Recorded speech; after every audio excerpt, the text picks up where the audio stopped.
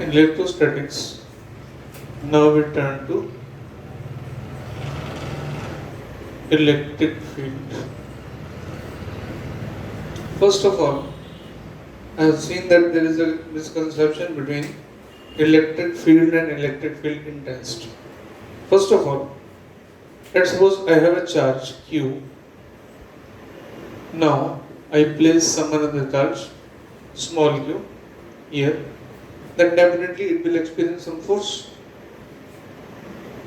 Now the question is, what makes small q to experience force? Of course, it is due to capital Q, but what capital Q does? That's the common question asked by the students. Then we define it in this way: that if there is no charge, small q, plus q is here, then in its surrounding there is something influenced by this capital Q. I call that influence its own field, its electric field around this charge. If any other charge is placed in that field, then it will experience the force. As we all are living under the field of gravity of Earth, if I drop this marker, this is already in the gravitational field of Earth, it will experience a force. So these field forces, magnetic, say, electrostatic and gravitation, the forces you know about, in these field forces we need to understand this. When there is some charge arises, for example, I am saying arises, how does it arise? For example, there is a hydrogen atom, initially neutral. I remove this electron. Initially, it had no charge. Net charge was 0. One proton, one electron. Now I remove one electron. Then I call a one positive charge plus E has been, say, arrived, entered. I won't say created, because charge can never be created nor be destroyed. It just revealed, it just got uncovered. Then I said this plus Q appeared in this way. Now as soon as it appears, it creates its own field around it. Now, if this charge Q comes in its field, then it will experience the force. Now the force on this charge, small q by capital Q, is a two-step process. First of all, capital Q will create its own field, then the force will be experienced by small q. So first of all, this electric field is just a concept. Electric field is, I should say, the space around a charge where its effects can be perceived. This is just a space around the charge. This is electric field. Now, this is a concept. Now to understand it mathematically, this electric field need to be calculated, need to be understood, of course. Then there are three ways to understand it. Three ways to understand it in general, okay? First one is vector method. Second one is scalar method. Third one is graphical method. Field is same as you have studied gravitation force. I'm taking gravitation force again and again. Reason, because force of gravity is also does also depend upon mass and distance, inverse square law, another thing. So referring gravitational force in electrostatic helps us a lot. Now, as you study about gravity G, actually this is vector G. At some point there is G already. If there is no particle, there is G. In the same way, if there is no charge around any given charge, there is already electric field. Now to relate it numerically, we need to calculate G in case of, say, gravity. Then there was a definition of gravitational potential energy and gravitational potential. Here we come back, then we define in vector method. Vector method is defined by electric field intensity.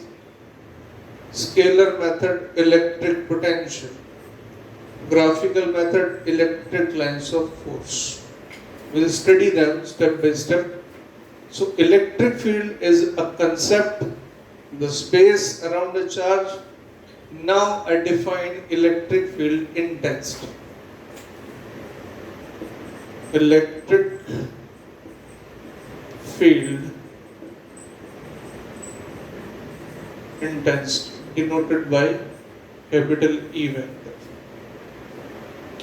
If there is some charge Q, then I place a charge Q0. It's called a specific charge called test charge.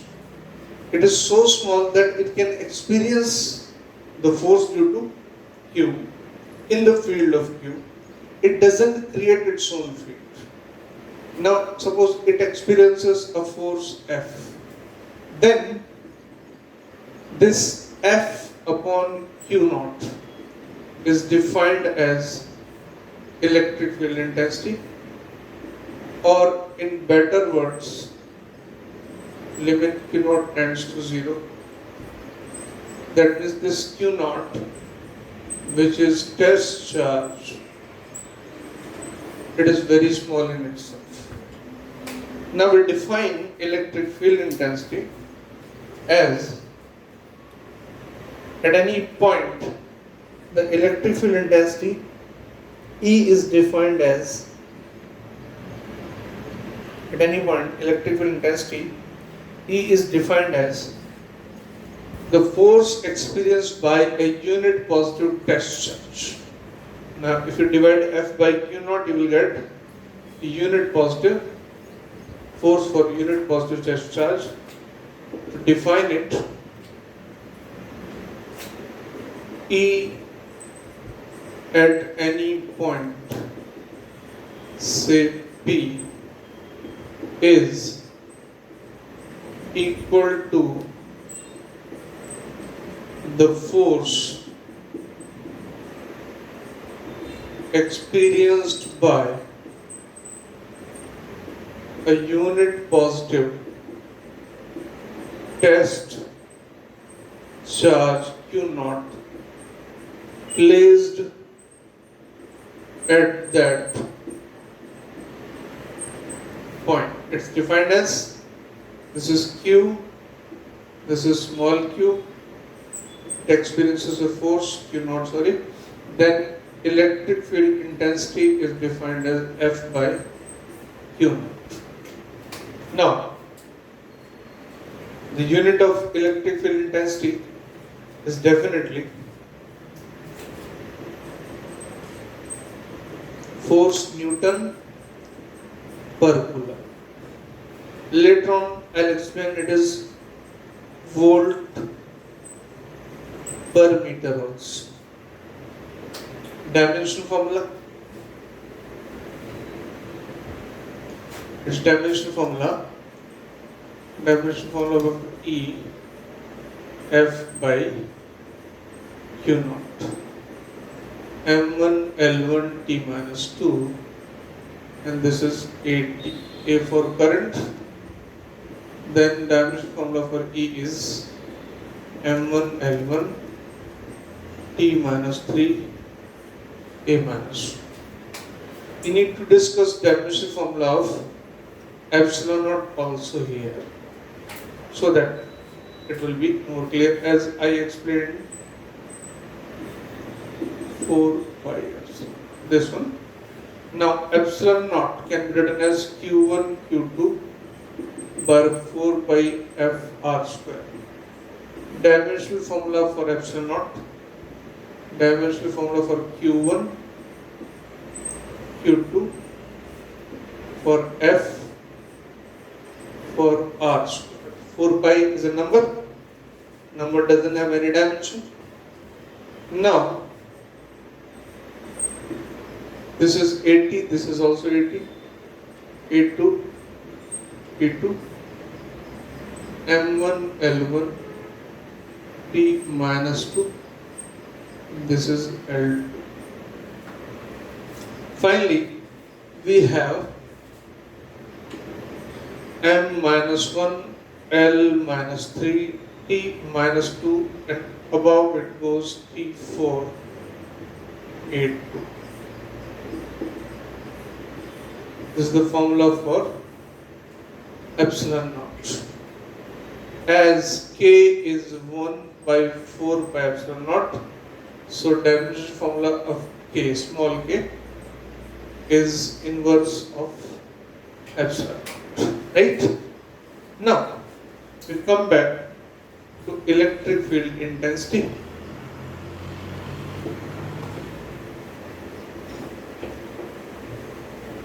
First of all, E due to a point charge. Here I have a point charge Q placed at O, and at this point P I placed a test charge Q naught. This OP is vector R. Now force on this point Q naught due to Q naught by 4 pi epsilon naught R square R cap. Now by the definition, E is equal to F by Q naught. Definitely Q naught will get cancelled.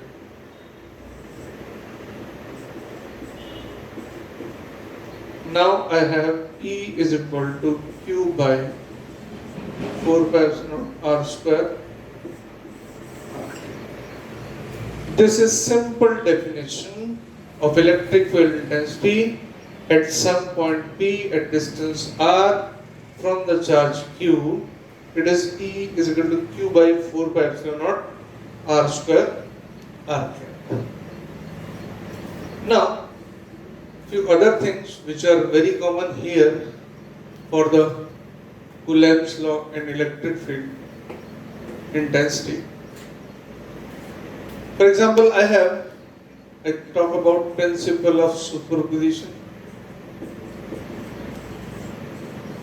As it is very clear that principle of superposition was applicable on Coulomb's law, here also there must be. I have here Q naught, here Q1, this is R1, here Q2, this is R2, here Q3, this is R3, and so on, Qn, and this is Rn, right?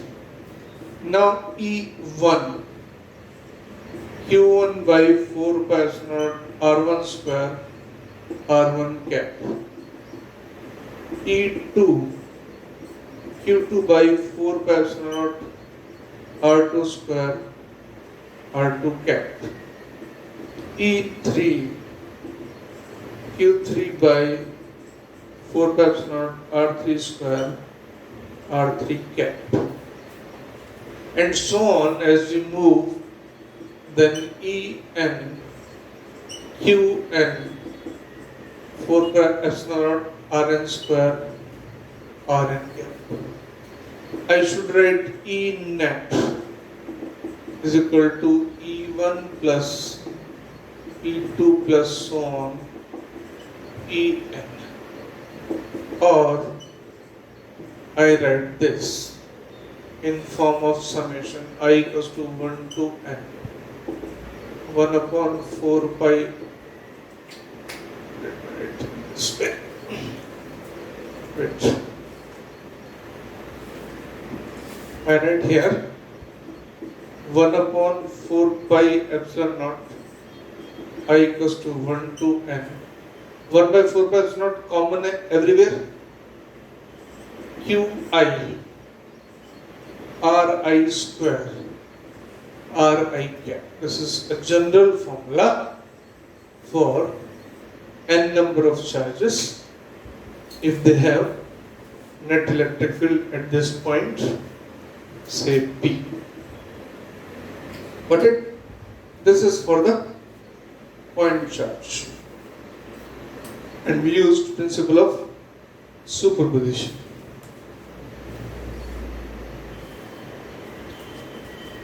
Now,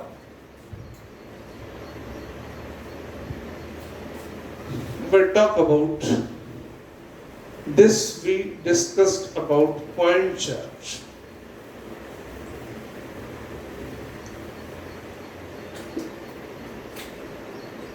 E due to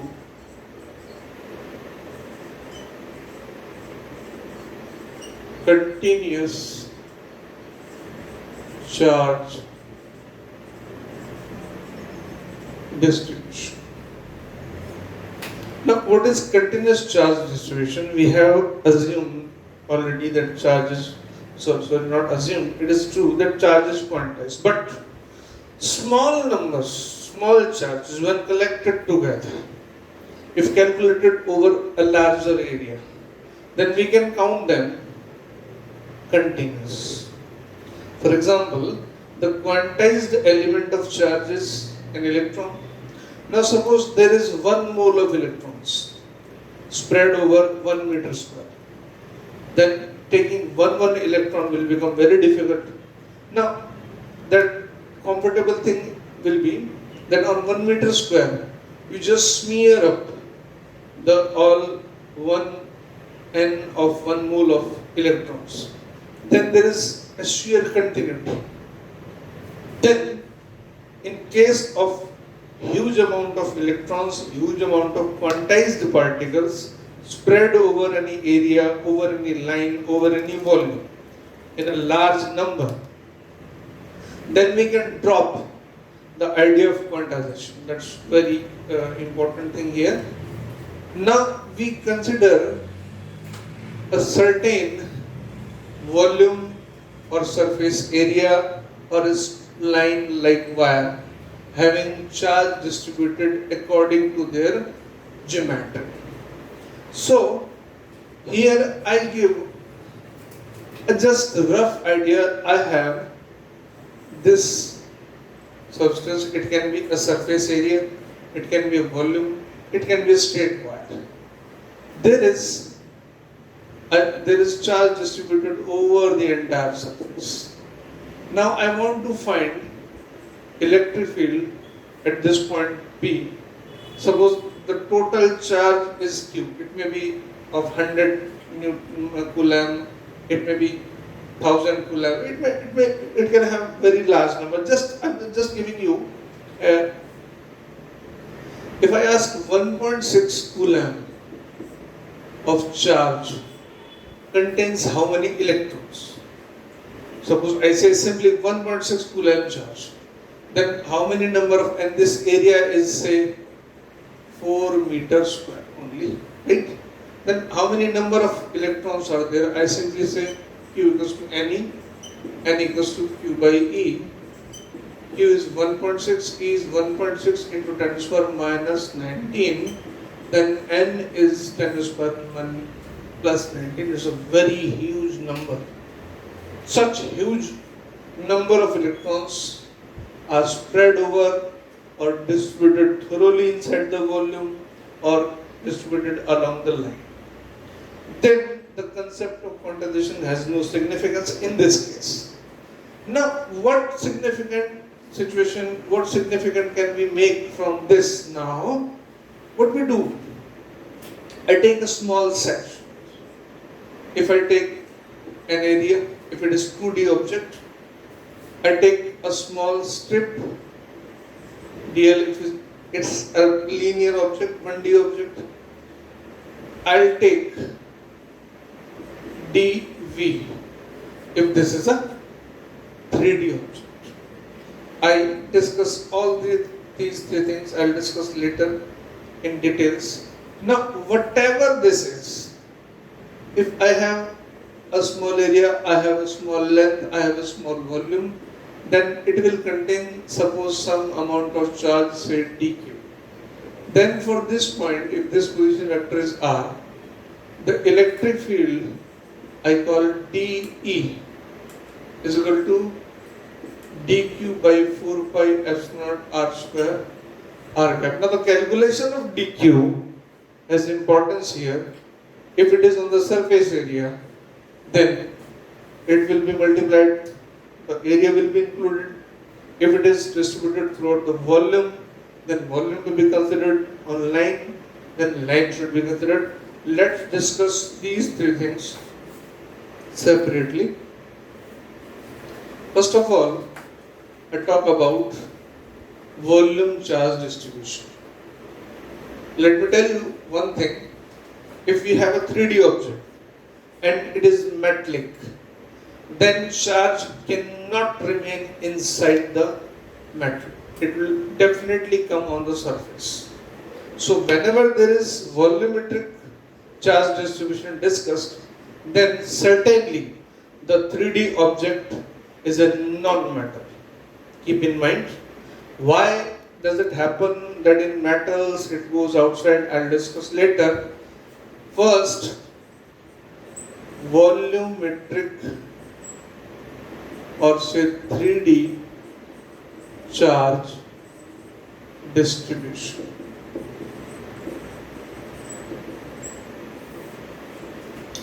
There is an object, 3D object, having some volume, having some charge Q distributed over it. Then Q by V is denoted by rho, the charge density, charge per unit volume. Now, this is point P. There is, I want to calculate electric field intensity due to this volume. Then I take a small volume of it. This volume is dV. In this volume, the charge dQ. This is charge per unit volume into volume, rho dV. We will get amount of charge. Then at this point P, dE dQ by 4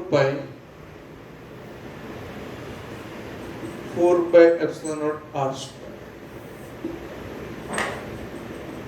dE is rho dV, 4 pi epsilon naught r square. I am simply writing in scalar form. If I want to write in vector form, then I need to simply do this, r cap. In the same way, if I have a surface, charge distributed thoroughly over the surface, this is point P. Now I consider a small area, say dA. This distance is r. Now dQ will be, here I define, this total area is A, charge is Q, Q by A, sigma, charge per unit area. These are common symbols actually. Rho stands for volume density, sigma stands for surface density, and later on lambda stands for linear density. Let me explain you. In general, in mechanics, density always means mass per unit volume or anything per unit volume. But here, in electrostatics, we need to redefine the term density. Whenever it is over the entire volume, we call it volume density. Whenever it is on area, we call it area density or surface density. On line charge, on wire, then we call linear density. Density is a common phrase added to all these situations. So need not to get confused that whenever we are talking about density, then all time we will be talking about the volume. No, it's not like this in case of electrostatics. So here it becomes dq sigma dA. Now dE is right here. dE is dq upon 4 pi epsilon r square. In vector form, simply I do this. Look at these two formulas.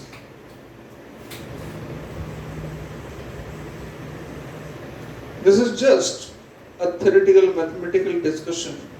Later on we will count, we'll calculate the values. Third one is linear charge density.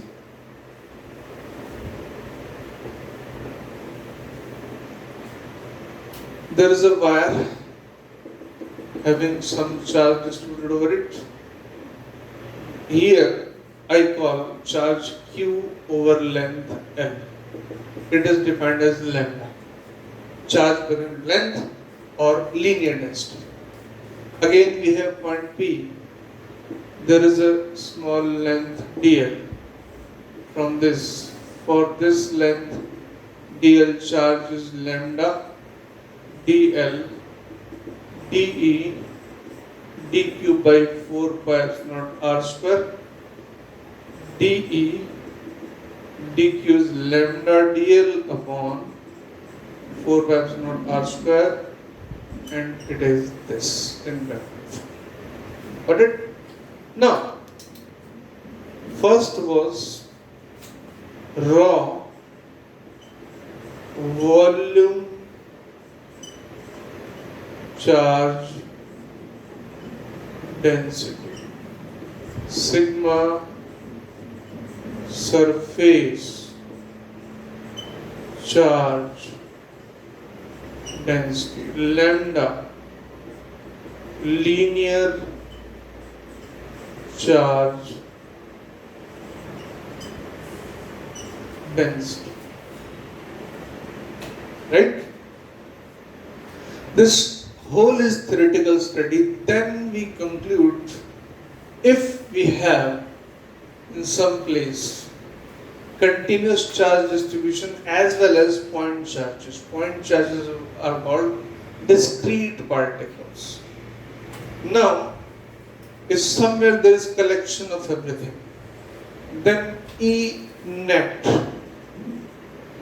will be E due to discrete particles plus E due to continuous system. Now, what is discrete?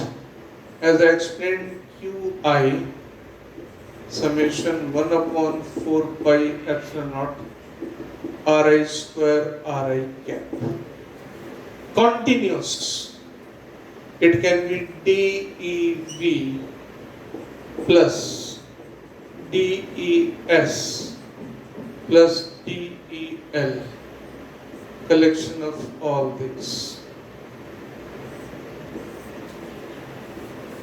I should write in one line E net 1 upon 4 pi epsilon naught Qi Ri square summation Ri cap plus EV plus ES plus EL. This is collectively E net. And if you want to write it in a integral form, 1 upon 4 pi epsilon naught Qi by Ri square Ri cap plus. Look here, I can take 1 upon 4 pi epsilon naught common, then 1 upon 4 pi epsilon naught common in these three. And what I will have here, the total charge will be raw by Ri square. Now I need to put sign of integration in place of summation. Rho dV plus sigma upon Ri square ds plus lambda upon Ri square dl. Integration over all, and then we calculate. This is very theoretical discussion, right? Now, we will take one or two examples how to apply these theories to find electric field intensities. There are some problems also. They will include it.